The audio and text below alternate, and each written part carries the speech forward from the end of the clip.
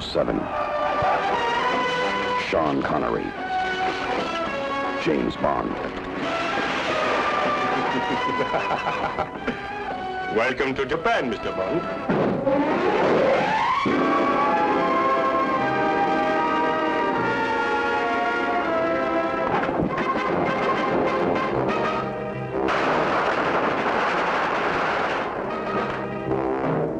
Sean Connery was James Bond. We're too late.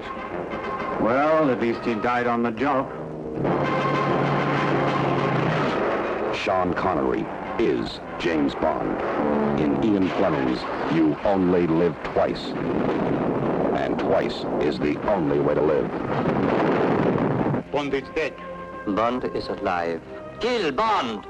Now!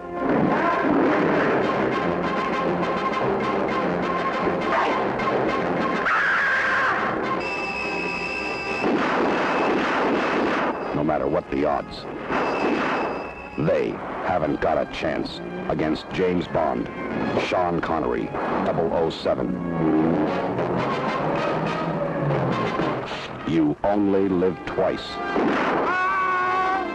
And twice is the only way to live. What's a nice girl like you doing in a place like this? He's back. Up to his neck in hot water. Like a lamb to the slaughter.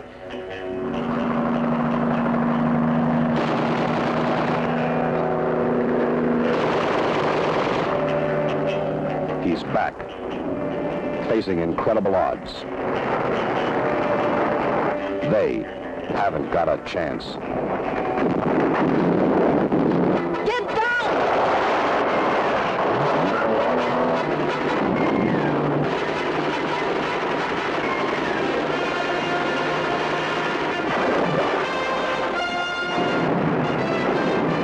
The biggest Bond yet from the filmmakers of 007.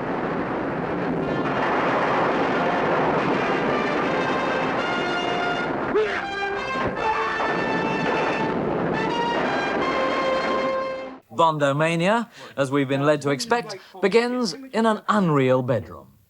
We're about to escape into the life of a Superman who usually stands between England and disaster and always wins. And the first day's shooting on the 5th film in the cinema's most spectacular saga. They're spending £3 million on You Only Live Twice.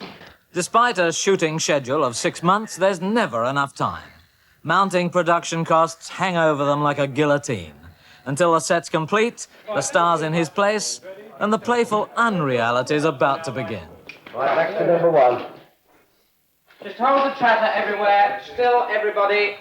To 100 million cinema goers, he is James Bond. So in Japan, he descends from the heavens to the sound of music with his wife, Australian actress Diane Gelento. The arrival of Bondo-san's big news in every paper, for each tiny Japanese seems to identify with this tall, muscular Scot. Within his properly numbered hotel suite, Cubby faces the fact that this could be the last Bond film, unless they can produce a new 007. It won't be the last one, under any circumstances. All due respect to Sean, who I think has been certainly the best one to play this part. Connery, 6 foot 2 inches of indisputable Scot, has to act like a small fisherman. To help him blend into an oriental background, he has a beetle wig and makeup to cover arm tattoos that few Japanese fishermen have. They read Scotland Forever and Mum and Dad. Between this edgy star, an immovable object now he wants to have done with the whole Bond business, and the irresistible force of his 2 producers, there's a quiet man in the hot seat. Lewis Gilbert, who made Alfie, and now has £3 million to play with, directing his first Bond film. Well, I was a bit dubious at first, you know. I mean, one's always dubious of producers. I mean, usually one feels they're like tax, you know, it's a sort of necessary evil. Yeah. But I must say that in this case, the 2 of them, they've been wonderful. And when the coffin goes by, Sean, you give a little bow, and now looking at Samba, there. Eventually the session has gone by, and you turn, and you walk up the street. Both together? Both, yeah. As I turn him, she'll come into the picture, and he'll walk down the street, and he gives a little glance back at Samba somewhere. Yeah. Anybody want a dainty custard cream? Yes. Thank you, Lewis. Can I have one? I don't know what to do with this now I've got it. Nobody yesterday talked about that way at all. Let's go and look at it. The Oscar-winning cameraman from Lawrence and Zhivago, Freddie Young, is filming Bond's highly coloured adventures. While in the background, Cubby Coates. Yesterday, they asked us to cooperate with them, and we promised we will cooperate with them. And the fact that they tried to make a story, someone did, in Akimi, that a lot of lies about our operation and trying to build up the prices and trying to say that we might run away and not pay our bills is a terrible story. Now, Mr. Okuda, who is our representative here, Japanese representative and advisor, knows this isn't true. And for them to do this just to get a story is terribly unfair. We will not cooperate with them if they're going to do this. Look, Grumpy, why don't you go and do some work? Everybody, that's his name now. It's Grumpy. If you call me Grumpy, you know what I call you. Easily by helicopter, wearily by foot, Peter Hunt's second unit has reached the lonely crater of Mount Shinmo. So you've got 100 men going over the edge here, and what you're going down on ropes. Then what? Then we'll pick them up in the studio set, which we have back at the Pinewood Studios. Yes. Coming in, and they break in through the water, through the opening of the volcano, in fact, into Blofield's secret hole. Which at Pinewood is a mirror. Which in fact is that. That water at Pinewood is in fact glass. This hero product of our times has come to represent the positive, unneurotic life we all envy. And these films go to remarkable trouble and expense to achieve a stylish, camp quality which neutralizes criticism of their violence. Each film inspires laughter and a playful attitude. Play is innocent, innocence is good. Amen. In 1962, having recovered from a major heart attack, Ian Fleming travels to Japan to research his latest James Bond adventure, You Only Live Twice. When the book is released in 1964, it becomes an immediate bestseller, but critics are struck by the reoccurring images of death throughout the story. When the producers come to make the film, they are reminded of Fleming's haiku poem, which introduces the novel. You only live twice, once when you are born, and once when you look death in the face. Ever since the release of the third James Bond movie, Goldfinger, producers hoped to film On Her Majesty's Secret Service, but the opportunity to shoot Thunderball and the need for winter locations delay the project. We did You Only Live Twice instead. And that turned out to be quite a problem.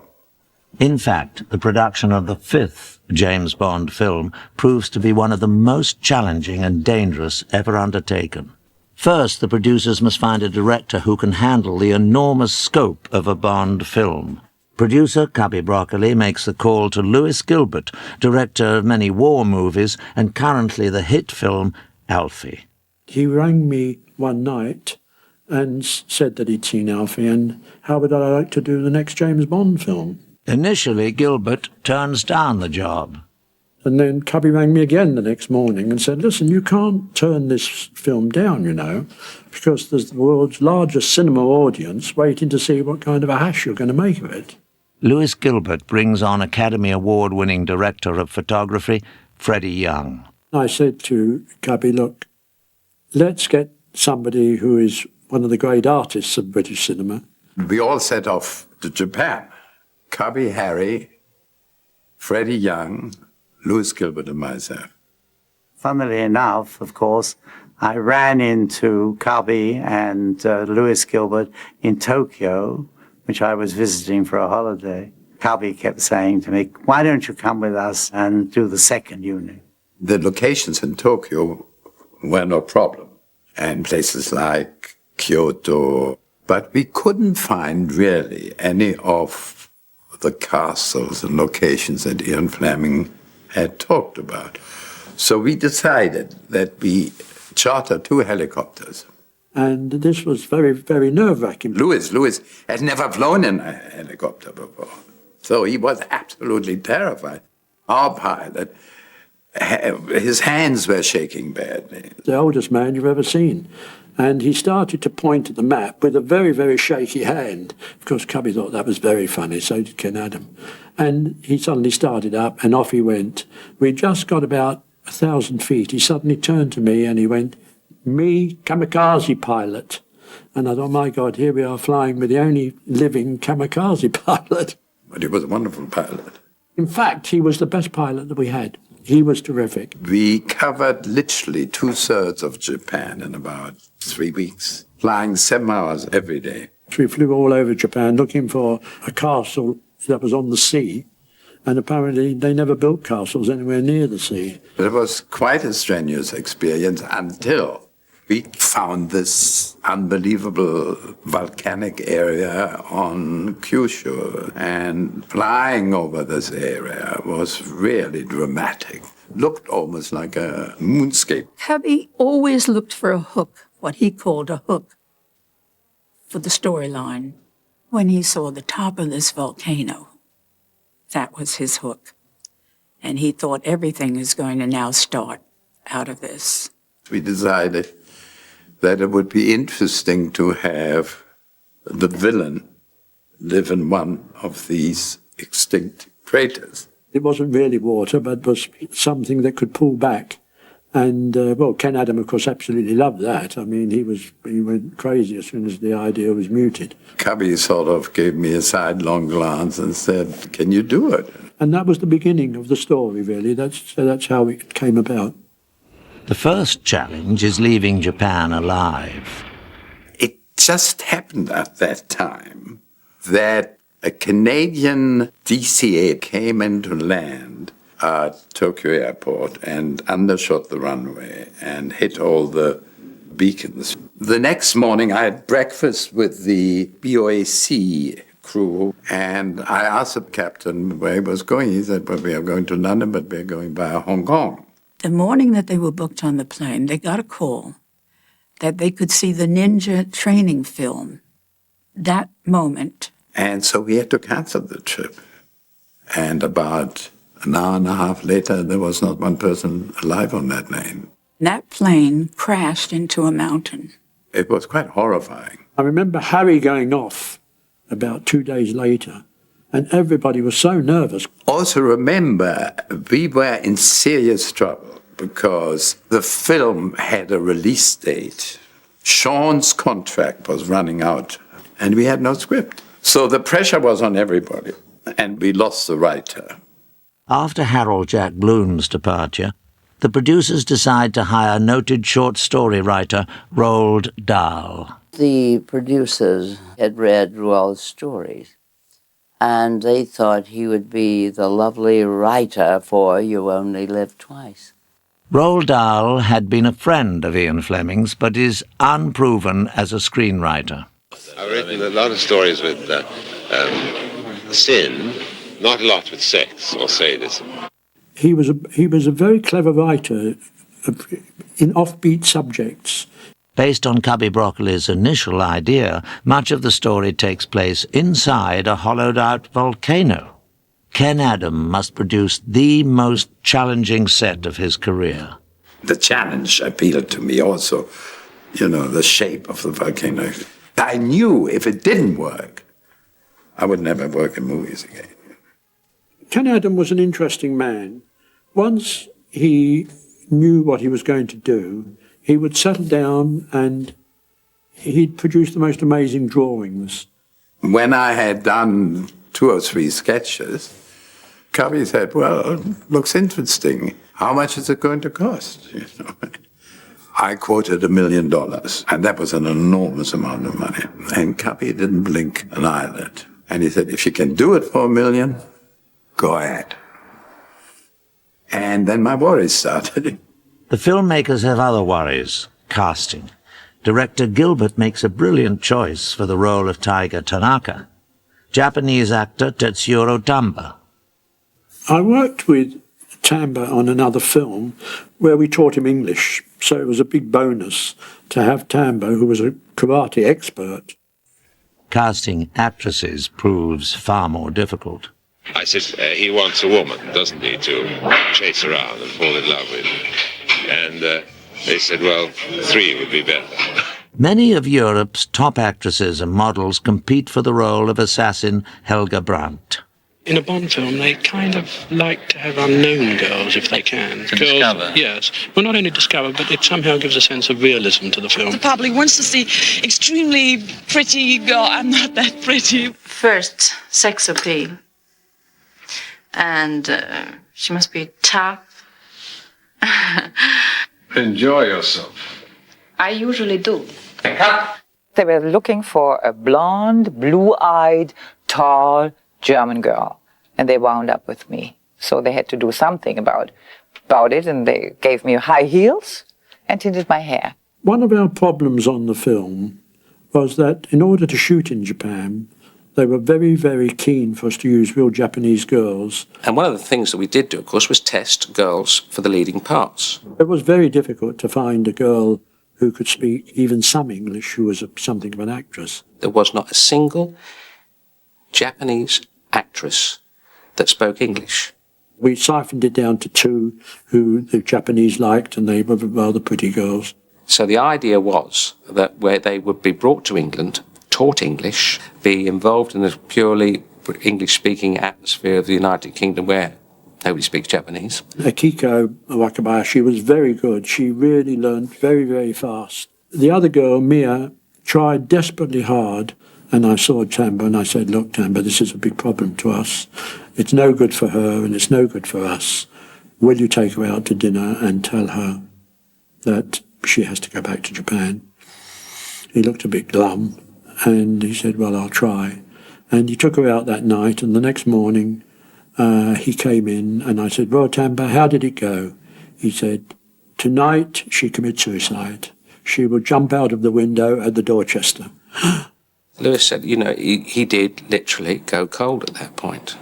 So, of course, I rushed to Harry and rushed to Cubby and said, my God, we've got a problem here. Cubby said, you know, I don't think she'd be so bad in the film, which we all agreed very quickly that she wouldn't be so bad in the film. Ultimately, Mia Hama switches parts with Akiko Wakabayashi, and Akiko suggests her new character not be called Suki, but Aki. The film's signature gadget is found by Ken Adam. I was listening one morning while shaving to Jack DeManio's radio program, and he had this Wing Commander Wallace talking about his gyrocopter. I rang up the BBC and they put me in touch with Wallace. At the end of the interview, he said, would you like to have a fight with a helicopter with one of them, Ken? And I said, give me half a chance. And he brought his gyrocopter to Pinewood Studios to demonstrate it. When I landed, Cubby Broccoli said, yes, he said, we shall want it in Japan in 6 weeks' time. The Boy Scout and me immediately redesigned it as a war machine. And of course that was popped into the script straight away. Production begins on July the 4th, 1966, with the death of 007. This, we thought, would be interesting to kill off Sean in the first few minutes, which would be very mysterious. I knew Sean before because we had some mutual friends. I wasn't particularly worried about, being in bed with him. Who would? And it was my first shooting day, and I remember very well, it was nearly my last one. The cameraman said, I have to do another correction, come out. So I went out, and as soon as I left that bar, a big, big light cracked down directly in the middle of that bar. So I would have been crushed. I really would have been crushed. Other dangers are far more calculated. Stunt coordinator Bob Simmons and champion wrestler Peter Fanine Mavia stage a brutal fight. Each move is carefully choreographed. In my experience, my 52 years experience in films, I found that stuntmen are the most professional people in the world. I mean, their life depends on it. Don't worry about the pool of blood, because he's lying there dead. Each stunt in the fight is discussed in detail. The end result? Smashing. At the end of July, the unit moves to Japan. En route, Sean Connery makes a startling announcement. I can remember saying to Sean, look, Sean, it's silly not to keep on playing Bond, because whilst you're playing Bond, you can do anything in the world that you want to do. Nonetheless, Sean and the producers find themselves unable to come to terms on a contract for future Bond projects. Some in the press speculate that this will mark the death of James Bond. Upon arrival in Japan, Connery is swarmed by reporters. Well, the first day, the first morning, there were hundreds of these people. Now, he's here, and he has not been given the privilege and respect of Japan for a certain amount of privacy. We had to hire in a special force of security guards to protect the set and to protect him. He hasn't even had his lunch right now. He had to go back up to his room because he didn't have the privacy of having a little lunch. On July the 31st, the crew moves to the remote village of Akime. The key crew members are flown in by helicopter, as the location is a 3-hour drive from the nearest hotel. The crush of fans and press trying to get photos of Connery forced local police to set up checkpoints on all roads. I think he's tried beyond normal limits. I mean, everywhere you go, you can't be by yourself at all, really. The press find ways around the police blockade, much to the distress of the crew. With daily temperatures over 100 degrees, pressures mount on location. I must insist that you don't say anything until I give you instructions. Tell him to go into the cave. But producer Cubby Broccoli works to make the crew as comfortable as possible. If the picture is not going to be good, then I'm afraid it's not really going to be the fault of the producers in this sense. If I said today, look, I want 5,000 people flown in from Tokyo, I'm sure they'd be flown in, you know. When some of the actresses are unable to swim in the strong ocean currents, Sean Connery's wife, Diane Cilento, dives in. Diane, who was a very athletic kind of girl, "Oh, don't worry," she said, I'll double for them. And of course she doubled for about 5 of them, jumping in and out of the water and swimming around, and she really saved the day. The most dangerous filming takes place above the volcanoes, some of which remain very active. When I was making the film, I couldn't enjoy myself very much. It was all rather too serious. And a lot of the takeoffs and landings were on most hair-raising places. He took off on a road, just an ordinary road. It was a cliff-edge road that actually turned. On one side was a Japanese cemetery with a big gully before you got to it. The other was about a 100-foot drop down into the sea. So I said to him, "Would you take off in the opposite direction?" Oh, he said, "That would be very difficult." I said, "Well, it's the only way we're going to get the shot." And you had to approach through a sort of ravine, but it was the only place I could use. I thought, my God, he's never going to make this. These poor chaps going to be crashed. Then someone would come along and say, "Number 2 camera had a hair in the gate. Got to do it again."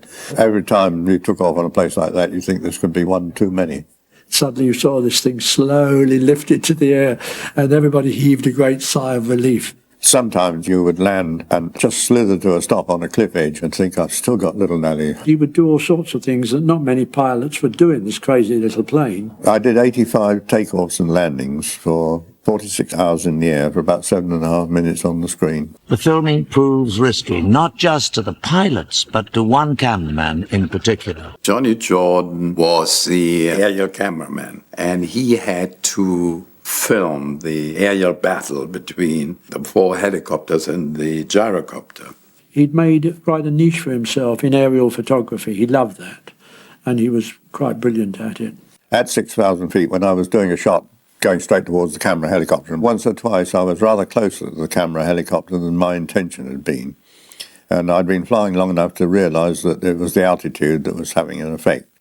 For cameraman Johnny Jordan, the shifting air currents would have devastating consequences. Another helicopter was supposed to go underneath him, and there was an updraft of air. And his rotor blade sliced through the skid. And the propeller went right through his foot. He was quite seriously injured. Typical of a cameraman, he immediately panned down to see his leg hanging off. The Spectre helicopter crashed on the mountainside, and this saved the pilot. He didn't get injured at all. But the helicopter with Johnny Jordan, now damaged, must make an emergency landing. At the controls, none other than the ex-kamikaze pilot who helped scout locations. He did a magnificent job in getting the aircraft down without rolling over, because the skid on one side had been cut away, and they managed to get some blocks of stone, and it must have been a help to John to get him out in time. There was a convention of surgeons very close to where this accident happened, and he was rushed to this theater, and they operated on him. And they thought they could put the foot back, which they did do. Immediately, filmmakers cancel shooting of the helicopter battle. Soon, Johnny Jordan is flown back to London. On location, filming continues with other innovative action scenes. So there was one scene where the heavies were riding along, and they didn't know how to get rid of them. And I said, why don't you have a plane with a magnet and have it fly over, attach to the car, pick it up. But that's an absolutely crazy idea, that a magnet can lift a car. But that was it. And then it built from that. Well, okay, what happens here? Oh, it's a helicopter does it, and what's going to happen? Oh, we dump it in the middle of Tokyo Bay. So the thing always developed from that. For a major fight sequence, Lewis Gilbert takes a different approach. Fight scenes are always fairly close. And when I saw Kobe docks and the rooftops, I suddenly got an idea that it would be a very interesting shot to fly over the rooftops with a running kind of battle. Filmmakers take over the recently restored Himeji Castle as a ninja training school and gather a crowd of 8,000 for a grand champion sumo match. They will not do it unless it's real. You can't do like all in wrestling and just shout, fall now. They have to do it for real. Back at Pinewood Studios, crews prepare for the return of the film to England, working to complete Ken Adams' mammoth volcano set.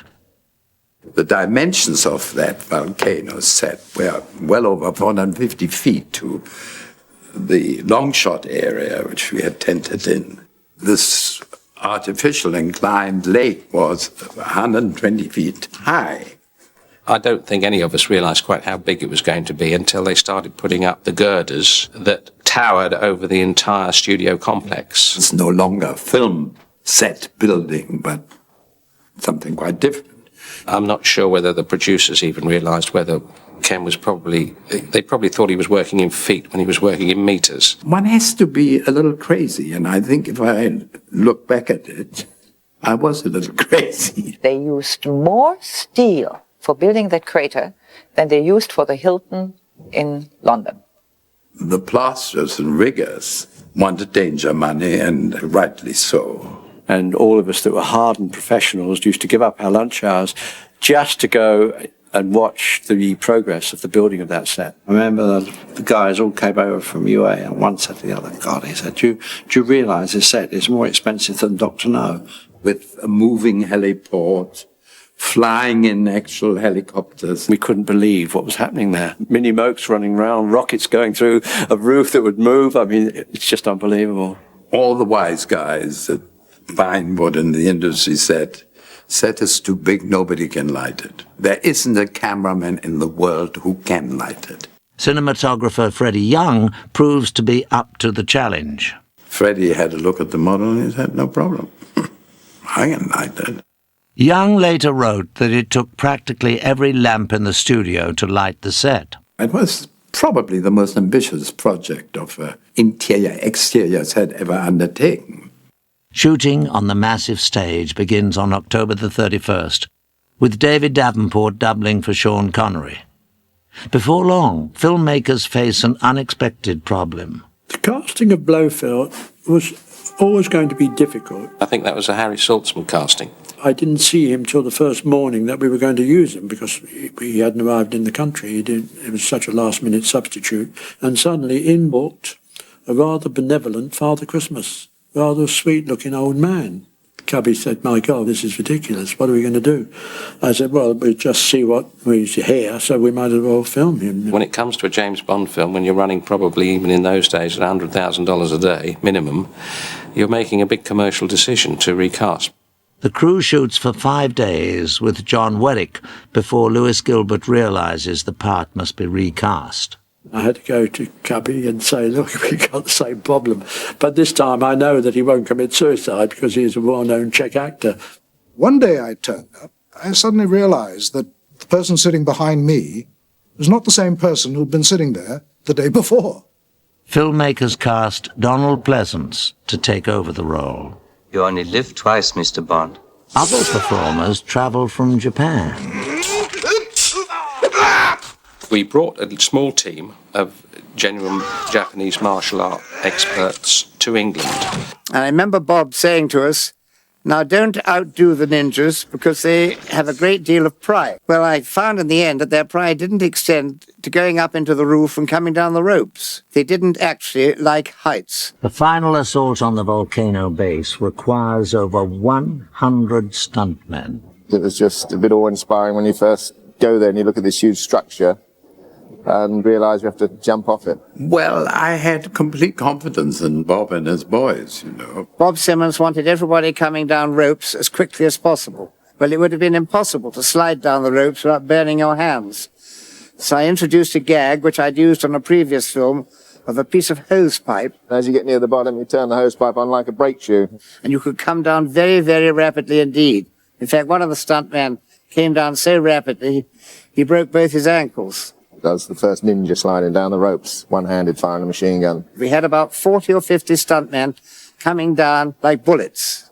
And even now, it's still quite an impressive sequence. The film helps usher in the use of mini trampolines for stunts. And it worked very well, except on one occasion when a stuntman who was possibly less expert on the trampoline than in other skills, he missed the bed that he was meant to be landing in, landed on his head, and became one of the walking wounded. Despite the jaw-dropping action, filmmakers must still complete the movie's most dangerous scene. Once that accident had happened, there was not much more we could do out there because the Japanese were not prepared to let us fire rockets over their national park area.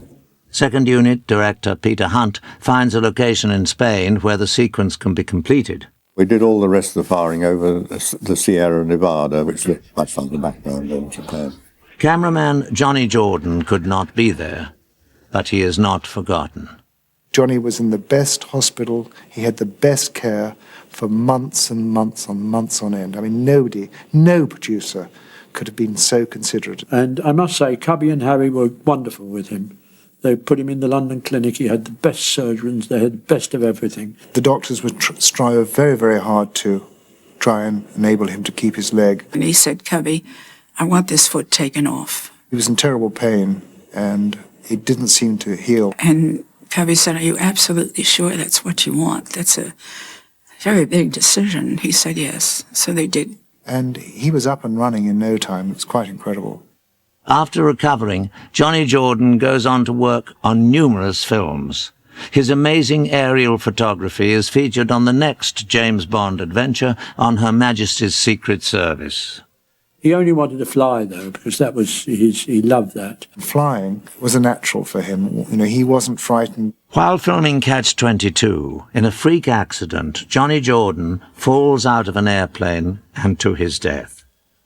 His cinematography lives on as part of the James Bond legacy. In the summer of 1967, You Only Live Twice becomes another thrilling chapter for 007. Despite the challenges and dangers, the filmmakers literally looked death in the face to deliver a sweeping, elegant adventure. James Bond proves you only live twice.